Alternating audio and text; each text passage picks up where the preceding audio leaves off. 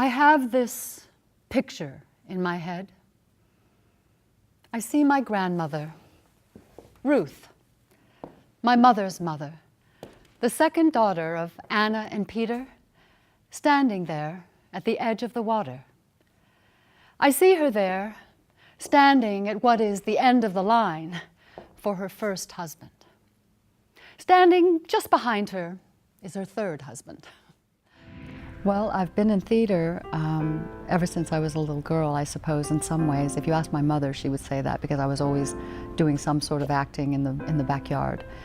There was always a love of theater in my family, so I was going to the theater even before I could walk, at least as an audience member.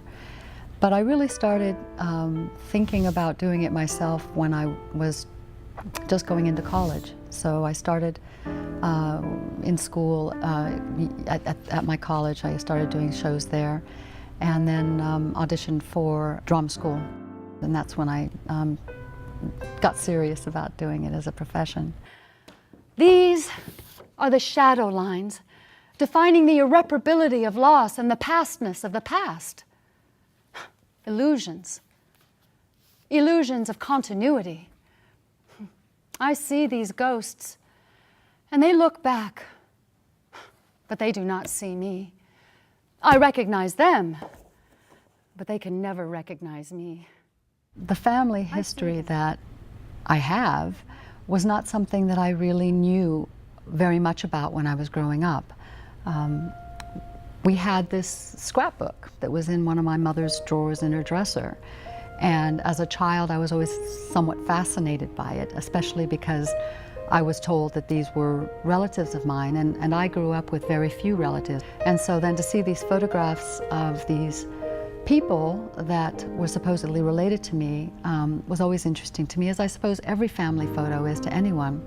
The thing that was different about these is these were professional photographs of dancers doing these wonderful kinds of poses of, arabesques and sort of lifts and extraordinary things. So it was always captivating to me to try to understand who they were.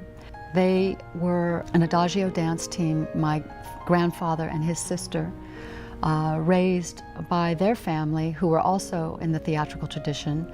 I later discovered, I didn't know that until much later.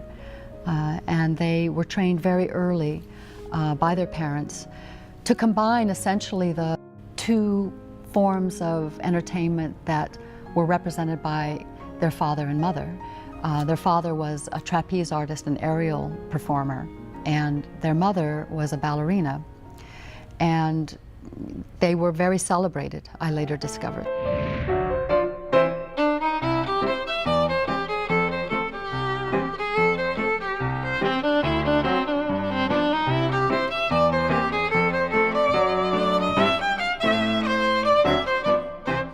Who knows what's in the DNA? I mean, it is an irony that I found myself, drawn to the performing arts, only to discover that this was something that was in my family, and not just in my grandfather, but going back to his parents as well.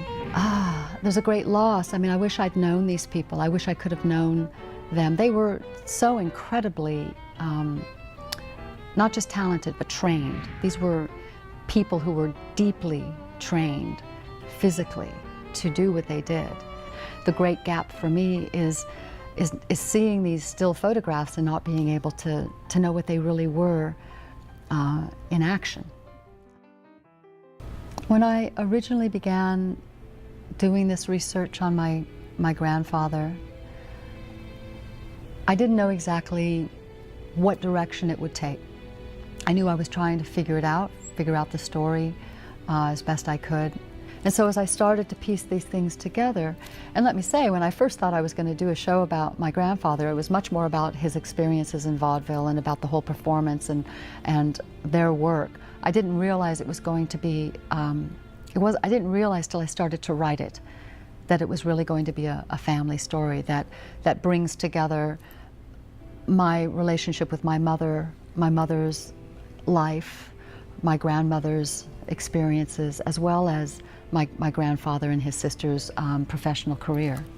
This story, with its visual element, the photographs, the images of my family, these souvenirs from the past that give us some framed moment to look back on lives that have been living. They're such an important part of this show, and they needed to be in that show. I will tumble into the void, free fall and fight to find some foothold. No support, no habits, no rules. And in that unmoored space between what was and what will come, I will feel the folly of faith and continuity. There is no point of arrest. There is only another here, another now. For what is here? Just here. Is then just gone. I think theater has a currency, as I said before, between people. The liveness of performance does something that other media cannot do. You need to have theater in order to have that experience, to have it convey something that's beyond the telling of my story. That's the important part, is that the show doesn't just tell my story. It's a kernel, it's a generative kernel that allows other people to think about their own stories. That's what makes it happen.